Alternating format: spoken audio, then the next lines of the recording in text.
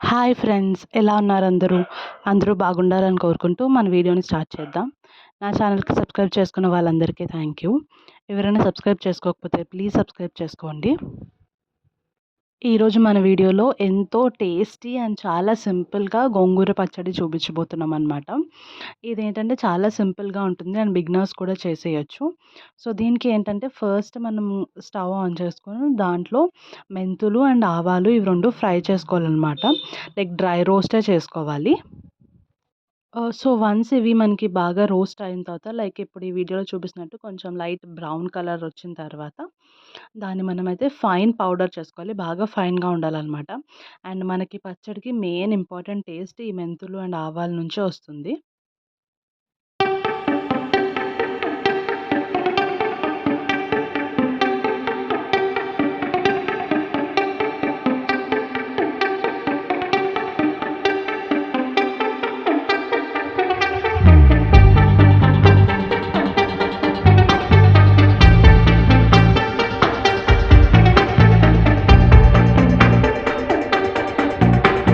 ఇప్పుడది పౌడర్ చేసుకొని పక్కన పెట్టుకోవాలి. ఇప్పుడు ఒక స్టవ్ పెట్టి దాంట్లో కడాయి పెట్టుకొని, ఇప్పుడు మనం బాగా క్లీన్ చేసుకోవాలనమాట గోంగూర. లైక్ ఒక 2, 3 టైమ్స్ అయినా మనం దాన్ని బాగా వాష్ చేయాలి. లేకపోతే గోంగూరలో ఫుల్ ఇసుక ఉంటుంది కదా!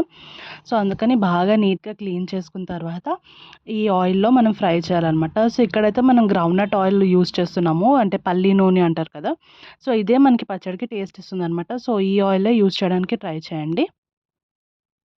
సో, మనం ఇది గోంగూరని బాగా ఫ్రై చేసుకోవాలనమాట. లైక్ మనం వేసిన గోంగూర like half of the quantity అయిపోతుంది. సో, అంతవరకు మనం బాగా ఫ్రై చేసుకోవాలి. అండ్ ఒకసారి చూస్తున్నారు కదా ఇక్కడ. సో, ఈ క్వాంటిటీ ఇలాగా అయిపోతుందనమాట. సో, ఇలాగ మనకి బాగా దానిలో ఉన్న వాటర్ అంతా పోయే వరకు బాగా ఫ్రై చేసుకోవాలి.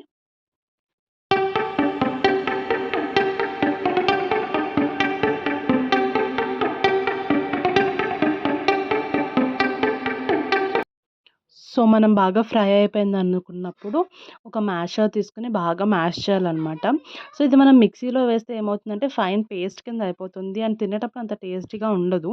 సో, మ్యాషర్‌తో మ్యాష్ చేస్తే ఏంటంటే అటు బాగా ఫైన్ పేస్ట్ కూడా కాదు అండ్ మరీ లీఫీగా కూడా ఉండదు. సో, కొంచెం బాగా మ్యాష్ చేసుకోవాలి. అండ్ మీ దగ్గర రోలు లాంటిదేమైనా ఉంటే దాంట్లో కూడా రుబ్బుకోవచ్చు లైక్ స్లైట్‌గా. బట్ లేకపోతే ఇలా మ్యాషర్ తోటి బాగా మ్యాష్ చేసుకోవాలి. అండ్ మనకి స్టవ్ పైన పెట్టి చేసుకోవడం కొంచెం కష్టమైతే స్టవ్ ఆఫ్ చేసేసి అప్పుడు కింద పెట్టుకొని కూడా మనం బాగా మ్యాష్ చేసుకొని తర్వాత స్టవ్ ఆన్ చేసుకోవచ్చు కూడా. సో, వన్స్ మనకి ప్రాపర్ కన్సిస్టెన్సీ వచ్చిందనుకున్న తర్వాత దాన్ని గ్యాస్ ఆన్ చేసి గ్యాస్ పైన పెట్టేస్తాము. పెట్టిన తర్వాత ఇప్పుడు ఇందులో మనం ఫస్ట్ కారం వేస్తున్నాము. సో, మేము 2 కప్స్ ఆఫ్ గోంగూర తీసుకున్నాం కదా! లైక్ ఒక 5 స్పూన్స్ ఆఫ్ కారం వేస్తున్నాము. లైక్ మీరు కారం ఒకవేళ ఎక్కువ తినాలనుకుంటే ఇంకా కొంచెం ఎక్కువ వేసుకోవచ్చు. లేకపోతే తగ్గించుకునేదంటే తగ్గించుకోవచ్చు.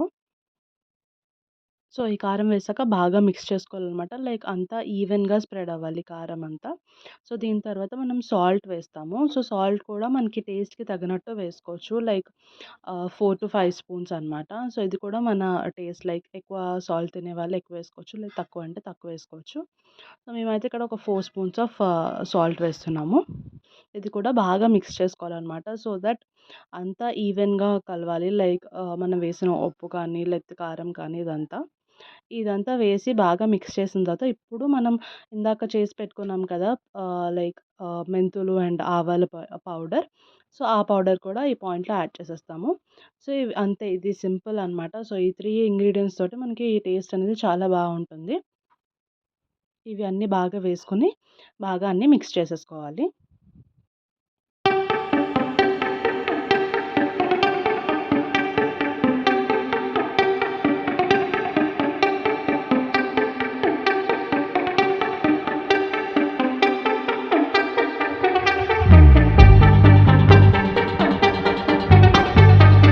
సో, అంతే అనమాట.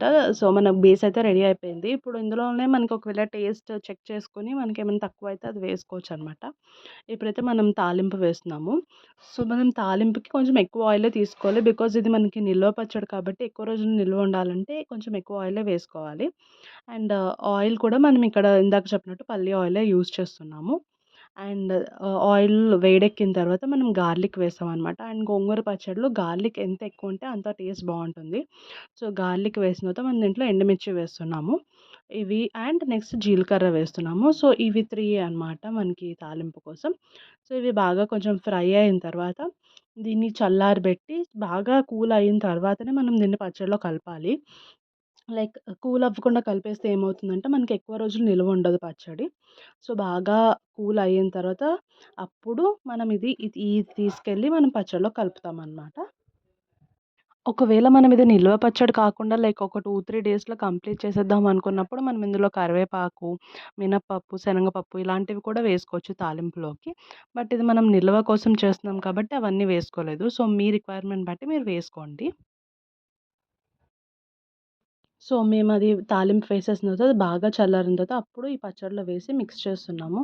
సో, మనకి ఉన్న ఆయిల్, ఈ వెల్లుల్లిపాయలు ఇవన్నీ ఆ పచ్చడిలో వేసి బాగా మిక్స్ చేయాలి.